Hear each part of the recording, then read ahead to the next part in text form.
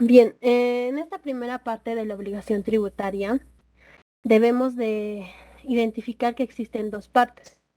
Uno que es el Estado como sujeto activo, el otro que es el contribuyente, ¿no? Como sujeto pasivo u obligados al pago del impuesto. También debemos de saber los elementos constitutivos de la obligación tributaria. Uno que es la ley eh, y el otro que es el hecho generador. La ley, ya que solo por ley puede establecerse, modificarse, exonerarse y extinguirse un tributo. Y el hecho generador, dentro de lo que establece el artículo 16 del Código Tributario, se entiende que es un presupuesto establecido por la ley para configurar cada tributo. Es decir, ¿no? Es el presupuesto establecido en una situación supuesta que ha previsto la ley que va a suceder. Por tanto, el hecho generador es el presupuesto establecido en la ley que cuando ocurre en la práctica origina o causa un tributo. También el hecho generador puede tener cuatro aspectos fundamentales. Uno que es el aspecto material, aspecto personal, aspecto temporal y el aspecto espacial. El aspecto material, este es el hecho contemplado en la norma tributaria como determinante de la obligación del sujeto pasivo. El aspecto personal hace relación al sujeto pasivo del tributo o deudor tributario. El aspecto temporal determina el momento en el que se entiende realizado el hecho imponible. Y por último, el aspecto espacial es el lugar donde debe ocurrir el hecho condicionante. Por ejemplo, si usted es un comerciante que ha obtenido ingresos por la venta de ropa durante el ejercicio fiscal 2021, debe proceder con la declaración y el pago de impuesto correspondiente. En este caso, ¿no? El aspecto material es el hecho o acontecimiento que debe suceder. Que en este caso es que una persona obtenga ingresos que sean sujetos al pago de la renta. Antes de pasar, también debemos de saber que en el aspecto personal eh, existen dos sujetos, uno que es el activo, el otro que es el pasivo. El activo vendría a ser, ¿no? El Estado o el ente público. El pasivo es la persona natural o jurídica que según la ley está obligado al cumplimiento de la obligación tributaria, ya sea como contribuyente o como persona responsable. ¿Y cuál es la diferencia entre entre un contribuyente y una persona responsable? El contribuyente vendrían a ser las personas naturales o jurídicas que en ello recae lo que es la obligación tributaria.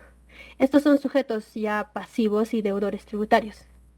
En cambio, la persona responsable es que sin ser contribuyente debe de cumplir con las obligaciones tributarias del contribuyente.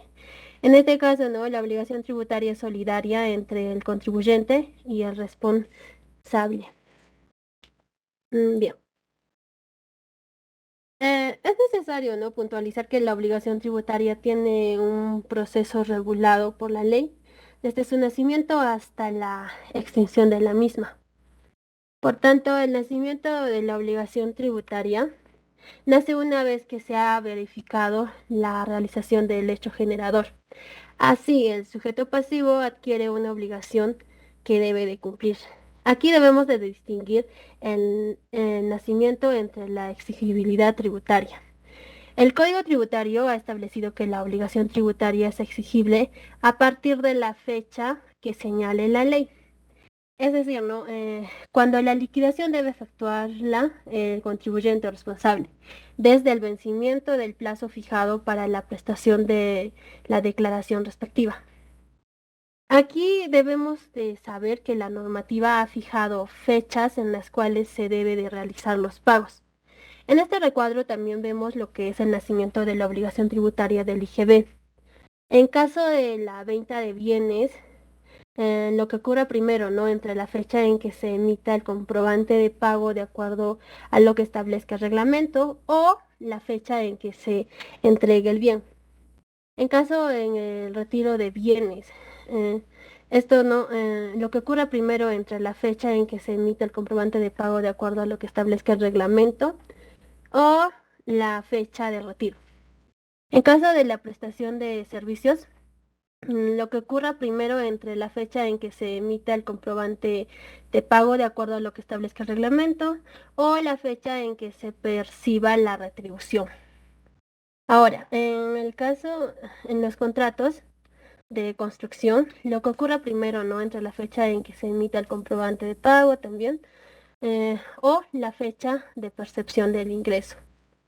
En la primera venta de bienes inmuebles, aquí ya es la fecha de percepción de ingreso por el monto que se reciba, ya sea parcial o total. Y por último, en la importación, vendría a ser, ¿no? En la fecha en que se solicita su despacho a consumo. Eh, bien. Por otro lado, la obligación tributaria, una vez que ha nacido, solo puede extinguirse por las formas previstas por la ley que, de acuerdo al Código Tributario, son pago, compensación, confusión, remisión y prescripción de la acción de cobro.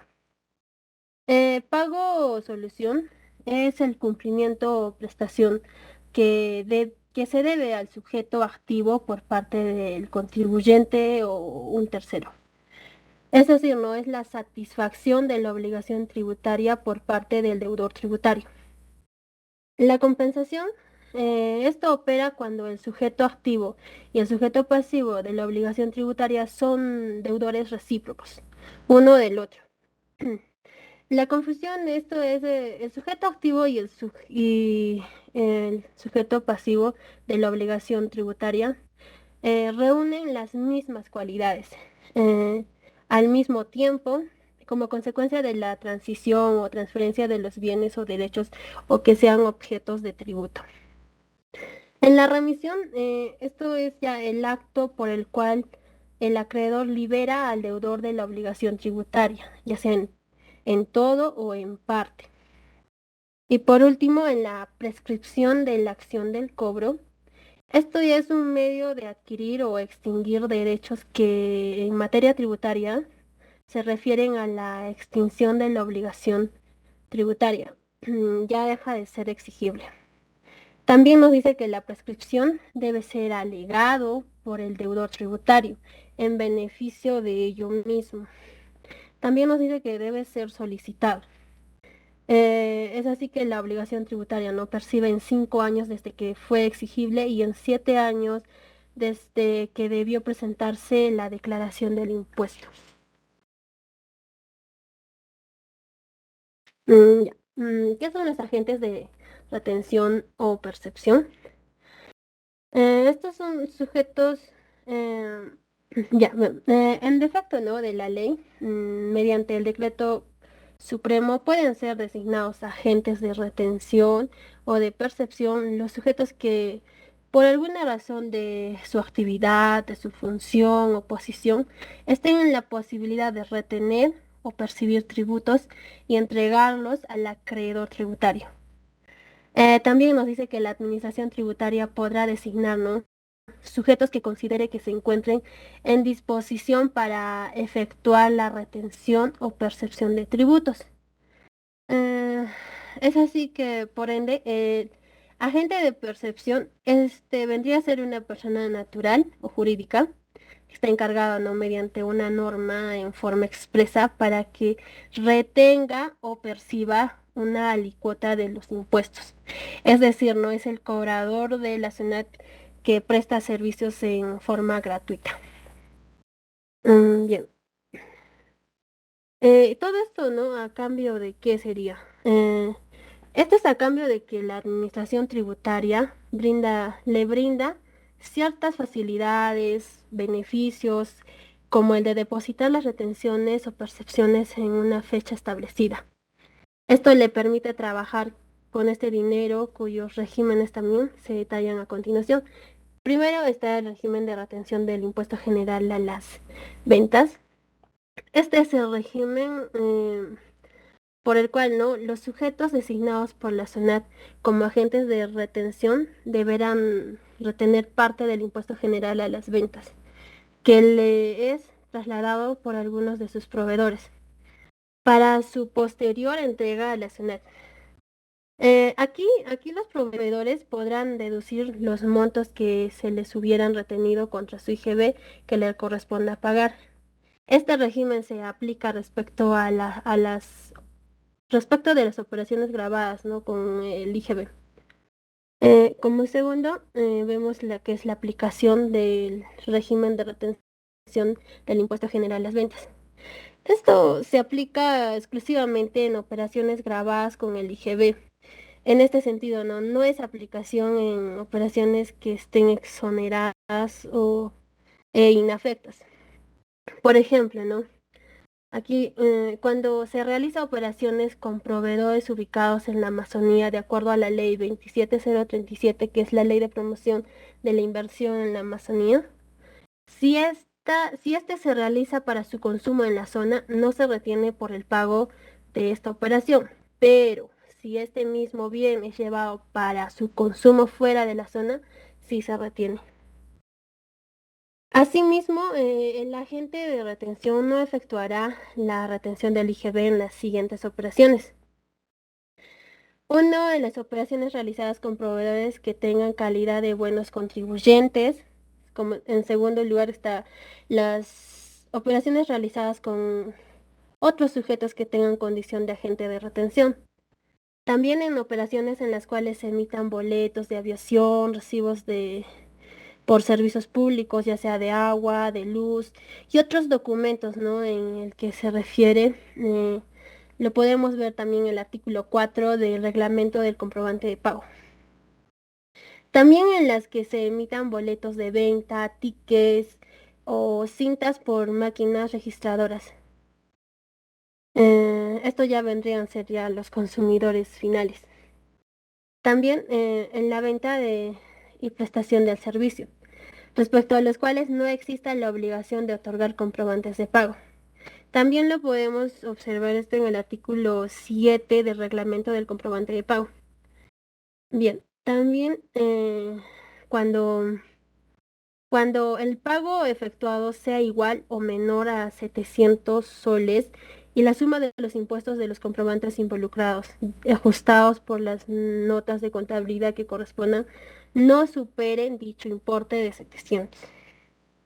También, por último, ¿no? En los casos de venta interna de venta interna de bienes donados cuyo monto incluyendo el IGB, es depositado a las cuentas especiales de los fondos contravalor. Ya. Por último, el tercer punto, que es la tasa de retención. La tasa de retención es el 6% del importe total de la operación grabada. Aquí cabe indicar que el importe total de la operación grabada es la suma total que queda obligado a pagar del adquiriente. Eh, También nos dice, ¿no? En casos de pagos parciales de la operación grabada con el impuesto, la tasa de retención se aplicará sobre el importe de cada pago. Ahora, pasando al deudor tributario, eh, tenemos que identificar que acá, saber, ¿no? El domicilio fiscal y procesal. Aquí los sujetos obligados a inscribirse ante la Administración Tributaria de acuerdo a las normas respectivas tienen la obligación de fijar y cambiar su domicilio fiscal conforme esto lo establezca. Y el domicilio fiscal vendría a ser, ¿no? Es el lugar fijado dentro del territorio nacional para todo efecto tributario, sin perjuicio. Es así, ¿no? Que la administración tributaria no podrá requerir el cambio de domicilio fiscal cuando éste sea la residencia habitual, tratándose de personas naturales, el lugar donde se encuentra la dirección o administración efectiva del negocio, ya esto tratándose de personas jurídicas, y el de su establecimiento permanente en el país, tratándose ya de personas domiciliadas en el extranjero. Bien, aquí podemos ver la presunción de domicilio fiscal de personas naturales. Esta hace referencia ya en personas naturales a la residencia habitual. Esto tiene que tener una permanencia mayor a 6 meses. También a aquel lugar, ¿no?, donde se desarrollan sus actividades civiles o comerciales. También al lugar donde se ubican los bienes de los hechos. Y el declarado ante el Registro Nacional de Identificación y el Estado Civil, que es la RENIEC. Ahora, la presunción de domicilio fiscal de persona jurídica, ah, aquí ya es aquel donde se encuentra su dirección o administración efectiva. También es aquel donde se encuentra, ¿no? En donde es su centro principal de su actividad. También es el lugar donde se encuentran los bienes relacionados con los hechos que generan la obligación tributaria. También, por último, este es el domicilio de su representante legal. Bien. También la presunción de domicilio fiscal, de domicilio en el extranjero. Aquí, si tiene establecimiento permanente, se aplicará reglas anteriores y en los demás casos el domicilio vendría a ser de su representante. El domicilio, la presunción del domicilio fiscal de entidad sin personería jurídica. Aquí, ¿no? Cuando las entidades que carezcan de personalidad jurídica no fijen su domicilio fiscal, se presume como tal el de su representante, el de su representante o alternativamente, ¿no?, a la elección de la administración tributaria. Ya. Otro punto importante es saber qué es la prelación de deudas tributarias. Prelación implica prioridad o preferencia en el cobro. Es así que la ley establece, ¿no?, unos créditos excluyen a otros. Aquí apreciamos que las deudas tributarias no se pueden cobrar en primer orden, sino que deben esperar que se salden otras deudas de mayor importancia. Como podemos ver, ¿no?, como en primero está el pago de remuneraciones y beneficios sociales. En segundo está lo que son las aportaciones a la AFP y a la ONP.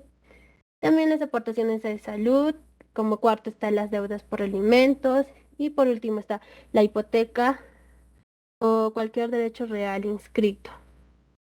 Ello implica, ¿no?, que cualquier administración tributaria, ya sea la SUNAT, algún gobierno o una municipal, deben de respetar la prelación, lo que se indicó, ¿no? Por lo que se existen diversas deudas, estas deben de seguir un orden indicado. Bien, les doy la palabra a mi compañero. Bien, doctor, buenas noches, compañeros y compañeras, buenas noches. En esta oportunidad les voy a dar a conocer las clases de tributo, ¿no? Las cuales tenemos tres: impuestos, contribuciones y tasas.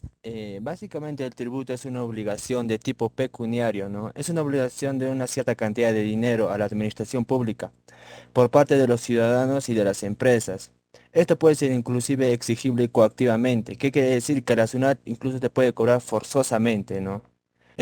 Impuestos. El impuesto es el tributo cuyo pago no genera una contraprestación directa del Estado a favor del contribuyente. Esto permite también, ¿no?, que el Estado pueda obtener recursos para poder así brindar servicios ya sea de educación, seguridad o también obras públicas. En los impuestos tenemos dos, ¿no? El impuesto directo y los impuestos indirectos. Los impuestos directos inciden directamente sobre el ingreso.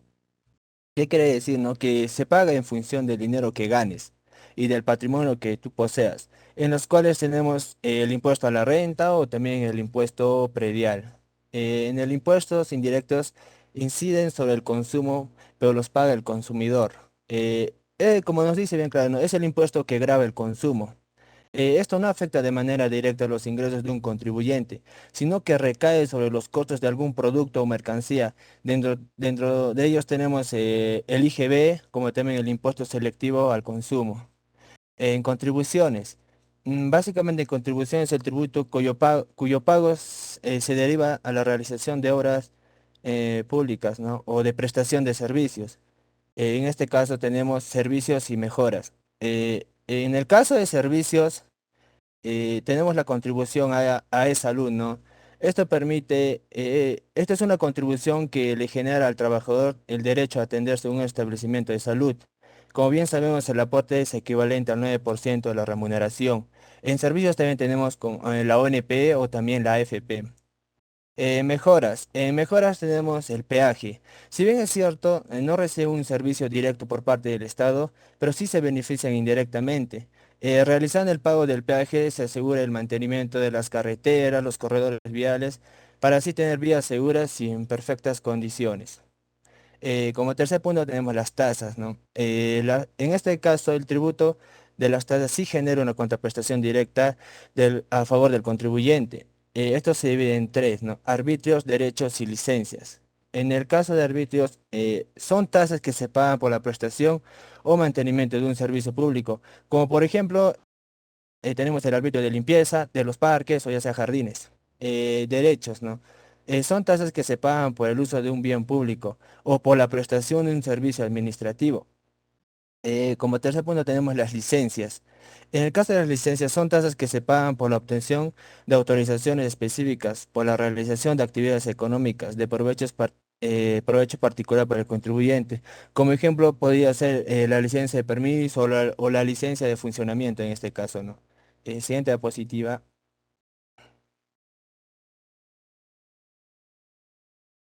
Bien, en este punto tocaremos, ¿no?, los responsables y representantes de de la obligación tributaria. Aquí tenemos los responsables solidarios de la obligación tributaria. Los responsables solidarios va a ser aquella persona, ya sea natural o jurídica, que no habiendo realizado el hecho económico o el hecho imponible que la ley dice que está grabado con impuestos, sin haberlo realizado termina siendo obligado al pago. Para esto la ley selecciona diversos tipos de responsables solidarios, en los cuales tenemos los padres, tutores y curadores de los incapaces, los representantes legales y los designados por las personas jurídicas, los administradores o quienes tengan la disponibilidad de los bienes de los entes colectivos que carecen de personería jurídica, los mandatarios administradores, gestores de negocio y albaceas, los síndicos, interventores o liquidadores de quiebras y los de sociedades y otras entidades. Estos son, ¿no?, los responsables historiadores que están obligados a pagar los tributos y cumplir con con las obligaciones formales, pero en calidad de representantes, con los recursos que administren o que ellos dispongan. Siguiente diapositiva. Bien, aquí tenemos los responsables solidarios en calidad de adquirientes. Son responsables solidarios en calidad de adquirientes los herederos y legatarios, hasta el límite del valor de los bienes que reciban. Los herederos también son responsables solidarios por los bienes que reciben en anticipio de legítima, hasta el valor de dichos bienes y desde la adquisición de estos.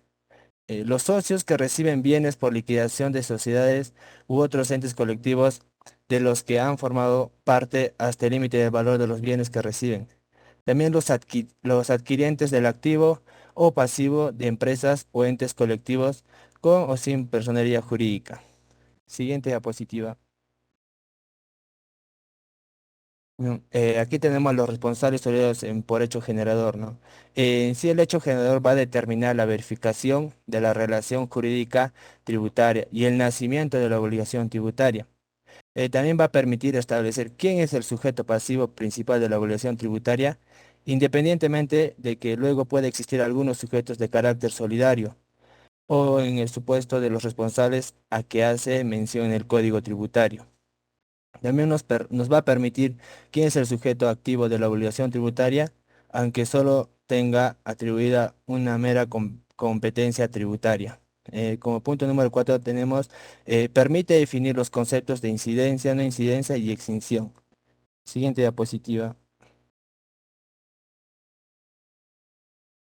Efectos, ¿no? Efectos de la responsabilidad solidaria. Tenemos cinco, ¿no? La deuda tributaria puede ser exigida total o parcialmente a cualquiera de los deudores tributarios o a todos ellos simultáneamente.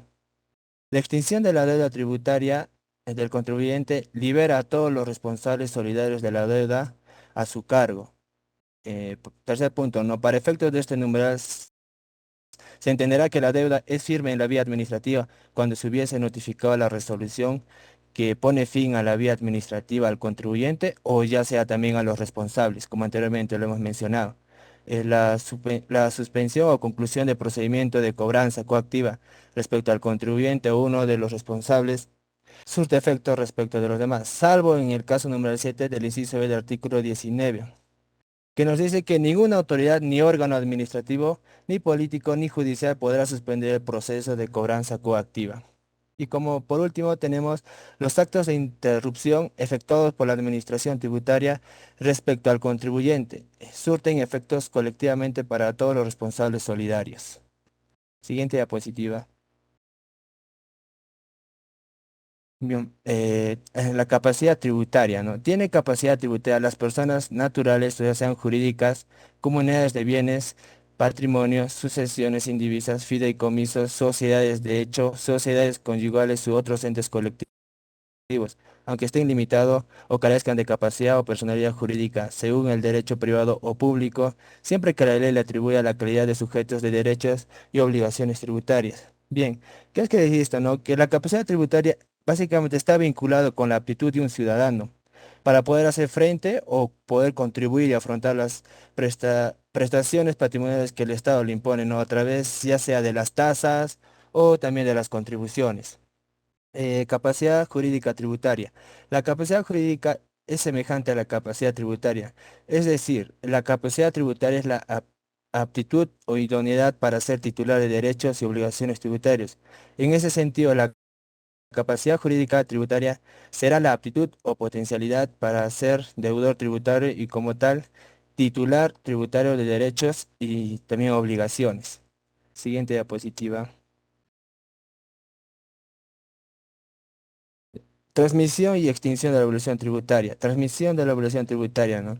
Conforme al artículo 25 del Código Tributario, la obligación tributaria se transmite a los sucesores y demás adquirientes a título o universal. En caso de herencia, la responsabilidad está limitada al valor de los bienes y derechos que se reciban. Bien, en el caso de los herederos, ¿no? Los herederos responden únicamente por la deuda tributaria líquida, sin multas, tampoco sanciones, pues en estas últimas son de carácter personal, ¿no? Y ya fallecido el contribuyente, las multas como también las sanciones se extinguen. Extinción de la obligación tributaria. Tenemos seis, ¿no? Primero tenemos el pago.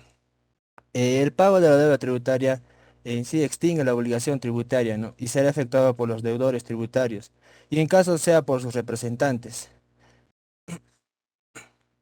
Compensación. Conforme a lo previsto, la compensación, ¿no? En el artículo 40 del texto único ordenado del Código Tributario, nos dice que la compensación es un medio de extinción de la obligación tributaria, mediante la cual eh, puede ser compensada total o parcialmente por la administración tributaria. Condonación. Bien, la deuda tributaria solo podrá ser, nos dice, condonada por norma expresa con rango de ley, ¿no? O sea, la condonación es la facultad que tiene el Estado para renunciar legalmente al cumplimiento de la obligación tributaria. En este caso sería por parte del deudor. Eh, consoli- Consolidación. En la consolidación o la deuda tributaria se extingue por consolidación cuando el acreedor de de la obligación tributaria se convierte en deudor de las mismas, como consecuencia de la transmisión de bienes o ya sean derechos que son objeto del tributo. Y como quinto punto tenemos la resolución de la administración tributaria sobre deudas de cobranza dudosa o de recuperación onerosa. Y por último tenemos otros que se establezcan por las leyes especiales. Siguiente diapositiva.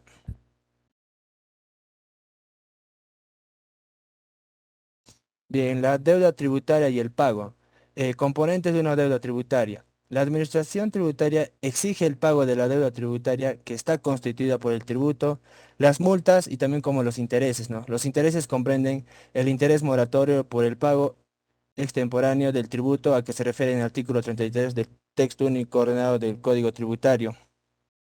eh, que nos dice que los intereses moratorios se aplicarán diariamente desde el día siguiente de la fecha de vencimiento hasta la fecha del pago. Segundo punto, tenemos el interés moratorio aplicable a las multas a que se refiere en el artículo 181 del texto único ordenado del Código Tributario, que nos dice que las multas impagadas serán actualizadas aplicando el interés diario. Y por último, el interés por aplazamiento y fraccionamiento de pago previsto, como nos dice en el artículo 36, nos dice que se puede conceder aplazamiento o fraccionamiento para el pago de la deuda tributaria, ¿no? De carácter general. Lugar y forma de pago. El lugar será aquel que señale la administración tributaria mediante resolución de superintendencia o norma de rango similar. En el caso del lugar del pago, para los deudores tributarios notificados como principales contribuyentes, no les será oponible el domicilio fiscal.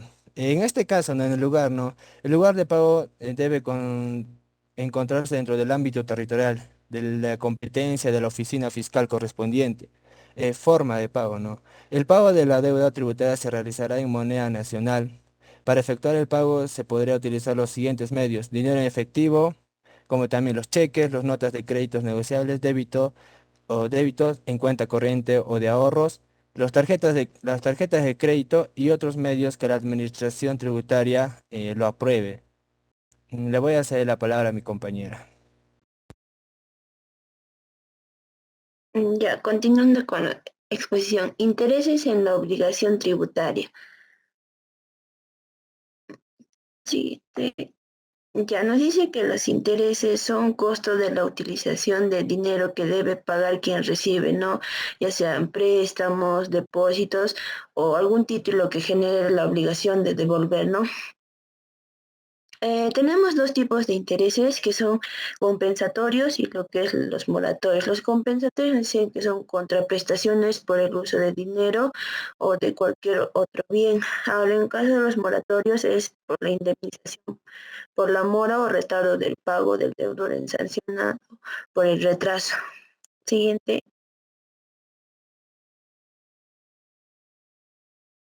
Ya, tasa de cálculo de interés moratorio. Nos dicen, ¿no? Que tasa de interés moratorio lo fija lo que es la SUNAT. A partir del 1 de abril de 2021, la tasa de interés moratorio que se TIM para las deudas tributarias en moneda nacional se aplicará el 0,90% mensual. Aplicación de los intereses, lo que son en tributos y también en multas. En lo que es tributos nos dice que el interés moratorio se va a aplicar desde el día siguiente a la fecha de vencimiento o hasta la fecha de pago inclusive. Multas nos dice que el interés moratorio se aplica desde la fecha en que se cometió la infracción. Siguiente compañera. Ya, aplazamiento o fraccionamiento de deudas. Nos dice que se puede conceder aplazamiento o fraccionamiento para el pago de deuda tributaria con carácter general, excepto en los casos de tributos retenidos o percibidos de manera que establezca el Poder Ejecutivo.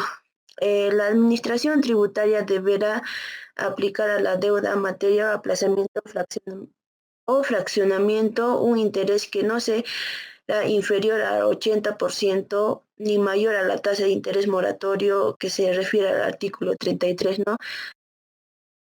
Fraccionamiento nos quiere decir que hay veces que tienen multas así, digamos, un ejemplo, ¿no?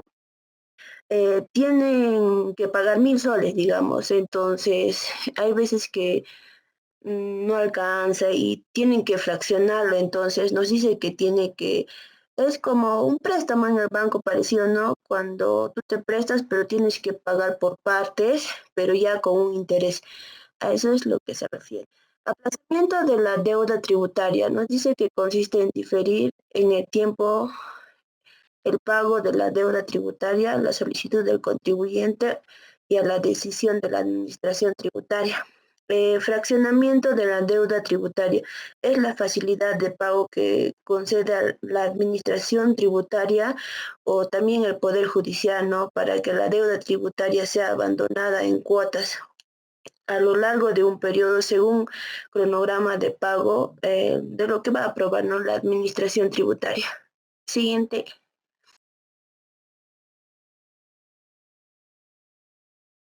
Ya. Devoluciones de pagos indebidos o en exceso. Nos dice que hay pagos indebidos, ¿no? Si bien el artículo 38 del Código Tributario reguló el procedimiento de devolución de pago indebido, no recoge una definición de lo que ello comprende. Ha sido la jurisprudencia la que se ha encargado de definir dicho concepto. Lo que es el pago en exceso, nos dice el pago en exceso es correspondiéndole realizar al deudor lo hace por monto o suma mayor o superior al que estaba obligado, ¿no? Entonces, constituyendo de esa manera un ingreso para el deudor tributario. Por ejemplo, ¿no? Un contribuyente, digamos, paga 2.100 soles cuando en realidad debería de pagar a 1.200, ¿no? Entonces hay una confusión. Entonces, la diferencia serían de 900 soles. Entonces, se considera un pago en exceso. También hay devolución de pago indebido o en exceso.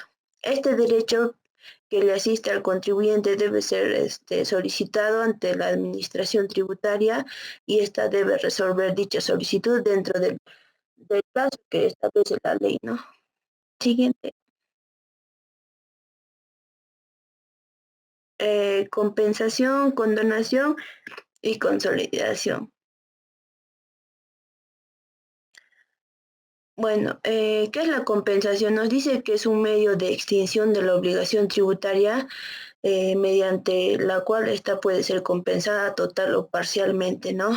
Es- hay veces, como hace rato estábamos hablando, ¿no? Del pago indebido o pago en exceso, entonces nos dice que si se puede compensar con ese tipo de pagos, ¿no?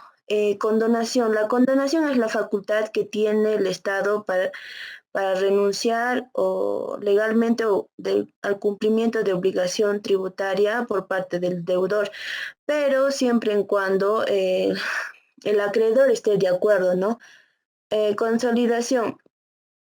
En el artículo 42 del Código Tributario establece que la deuda tributaria se extingue por consolidación cuando el acreedor de la obligación tributaria se convierte en deudor de esta, como consecuencia de la transmisión de bienes o derechos que son objetos de tributo. ¿Qué nos quiere decir con esto? Bueno, hay dos tipos de consolidación, ¿no? Lo que es el parcial y el total. Bueno, en caso del total, ¿no? Recae la calidad del deudor y el acreedor, ¿no? En una misma persona. O sea, a ver, un ejemplo, ¿no? Digamos, un padre tiene su hija y le presta, ¿no? Un monto, digamos, de 50.000.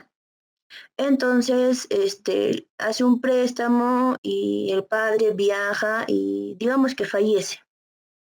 Entonces, fallece y su única heredera sería la hija. Entonces, eh, como la hija le debe al padre, eso sería, ¿no?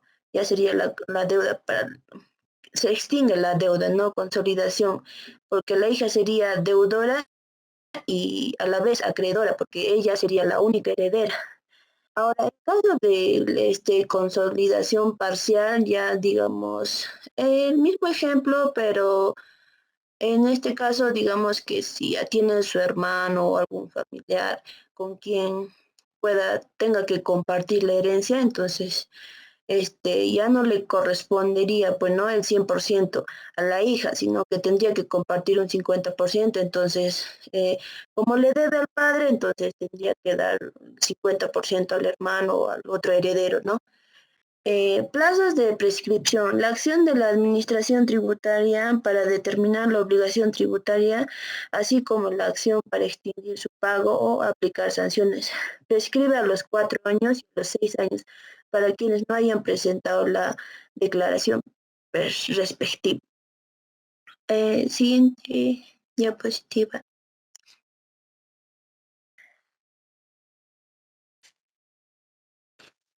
Concepto, características y cómputo de los plazos de prescripción, concepto, ¿no? La prescripción constituye el medio por el cual la acción para determinar la obligación tributaria, ¿no?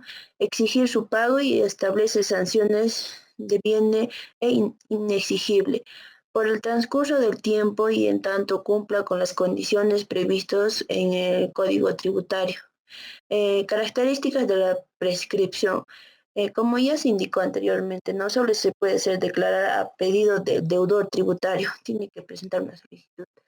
No, puede oponerse en cualquier estado de procedimiento administrativo o judicial. También nos dice que el pago voluntario de la obligación prescrita no da derecho de solicitar la devolución de lo pagado. Cómputo de la prescripción. En los casos, los términos o plazos que vencieran el día inhábil para la administración se entenderán prorrogados hasta el primer día hábil. Digamos que le tocaba un domingo y normal puede ser lunes, ¿no? En aquellos casos en el que el día de vencimiento sea mediodía laborable, se considerará el inhábil, nos dice, porque tiene tiempo todavía, ¿no? Hasta mediodía. Sí.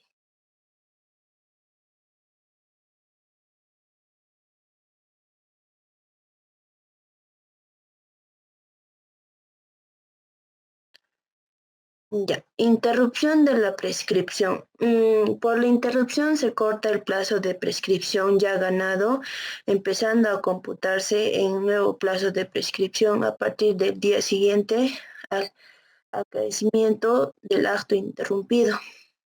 La interrupción puede afectar, ¿no?, las diferentes facultades con que cuenta la administración tributaria, lo que es de fiscalización, lo que es recaudación, sancionatoria y devoluciones. Siguiente.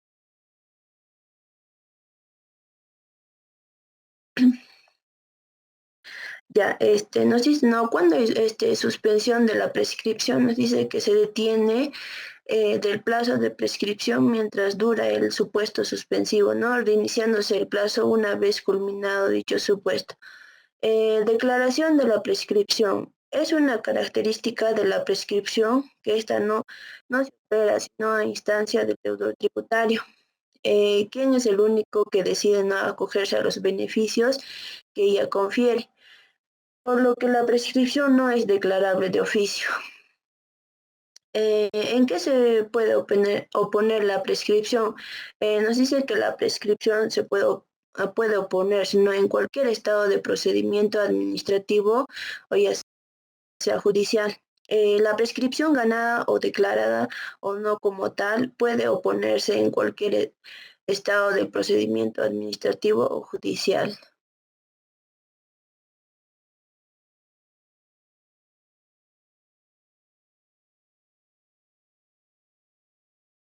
Eso sería todo, docente, compañeros. Muchas gracias. Eso es todo.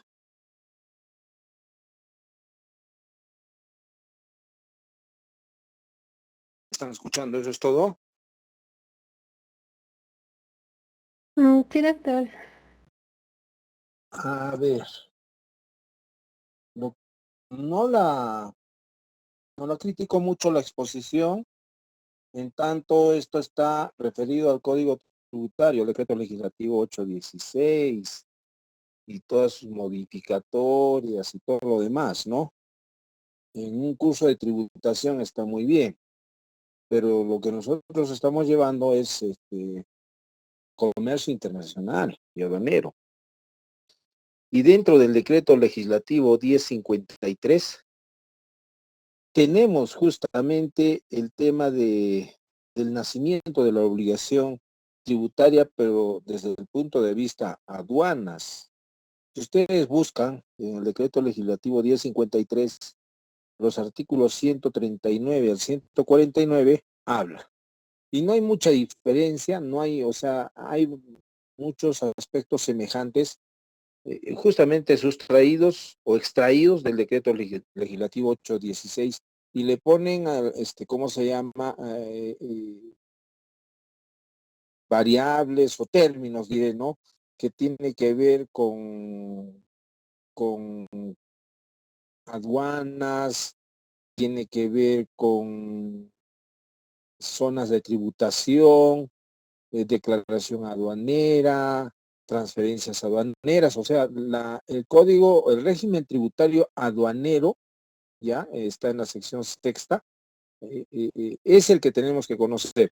Bien, lo considero como una primera parte, pero me gustaría que nos alcancen también la explicación de o incrementar aquí estas diapositivas del artículo, de los artículos 139 al 149, ¿no? Entonces, con eso vamos a construir, inclusive, la ley de aduanas ha sido modificado, si no me equivoco, este año, ¿ya? Con un decreto legislativo. eh, hay algunas modificaciones en algunos artículos y uno de ellos creo que habla justamente respecto a la obligación tributaria aduanera.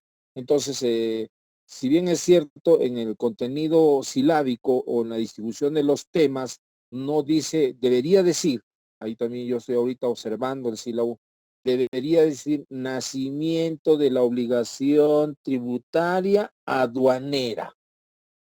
Entonces, ahí sí dirían, ¿no? Ahí sí, pero solamente dice nacimiento de la obligación tributaria. A ver, déjenme ver aquí el rol de exposiciones. Aquí está. Definición de la obligación tributaria y nacimiento de la obligación tributaria, nada más, o estado aduanera, de la obligación tributaria. Pero esto era en el tema de aduanas, porque estamos hablando de tributación, tributación aduanera. Por ejemplo, el tema que van a exponer Cristian, Nardi y Aleida el día lunes, habla de la exigibilidad de la obligación tributaria, ahora sí está diciendo ahí aduanera. Eso continúa del capítulo, del artículo 149 en adelante de la Ley General de Aduanas, ¿ya? Entonces, al grupo, en alguna medida sí está trabajado, he revisado también la información a Word, sí le han puesto, como quien dice, dedicación, pero voy a suplicar para que quede cerrado esta exposición con el tema de aduanas, abóquense y tomen la ley general de aduanas, el decreto legislativo que digo, el 1053. ¿Estamos de acuerdo? Sí, doctor. Sí, doctor. Sí, doctor. Gracias. Sí, Muy doctor. bien. Para todo el salón, ustedes saben, han hablado mucho del nacimiento de la obligación tributaria. Se da en un momento, en un momento nace la obligación tributaria. Pero antes de, habría que ver la obligación tributaria, para que nazca la obligación tributaria, tendríamos que ver la parte formal. Me refiero, por ejemplo, en el tema de negocios internacionales, cómo constituir una empresa, ¿no? Que se dedique al comercio exterior. Entonces, me gustaría que ustedes hagan un resumen muy sucinto, preciso, de cómo ustedes constituyen una empresa. ¿Cuáles son los pasitos y los criterios o características que deben de tener los documentos formales, ¿no? Para poder dar curso al nacimiento de la obligación tributaria? Se da en algún momento el nacimiento de la obligación tributaria, pero para eso ya debe la empresa estar bien constituida, ¿no es cierto? Entonces sería como una actividad en una sola página, esta preguntita: ¿cuáles son los pasos para constituir una empresa? En la siguiente página, un ejemplo, claro que lo ha dado el grupo, pero me gustaría ver iniciativa de ustedes también, un ejemplo del nacimiento de la obligación tributaria. ¿Estamos de acuerdo? Para todo el grupo, para todo el salón, perdón. Sí, doctor. Muy bien, jóvenes, eso lo toman como asincrónico el día de, lo trabajan el día de mañana como asincrónico y me lo presentan el día lunes en su hora, ya al inicio de su hora. Me lo pasan al WhatsApp. ¿De acuerdo? Perdón. Milagros, te voy a suplicar, por favor, que lo consolide mejor. Páselo a su compañera para que me traiga un solo archivito nomás. Ya le toman las fotitos y lo pasan el día lunes, minutos antes de las 6:30, y ya luego en el lapso de las 2 horas seguro que me lo va a pasar en una sola carpeta. ¿Listo, jóvenes? ¿Está claro? Doctor, disculpe una pregunta. Sí, Doctor, escucho. ¿el trabajo indicado va a ser grupal o individual? Individual, individual. Ya, doctor. Bueno, ya lo vamos a aceptar grupal, pero bien hechito, por favor, ya, bien hechito. Ya háganlo para que trabajen los mismos grupitos y lo van a tener que defender, porque yo de ahí mismo les voy a hacer algunas preguntas el mismo lunes. Por favor, antes de entrar al siguiente tema. ¿Estamos de acuerdo?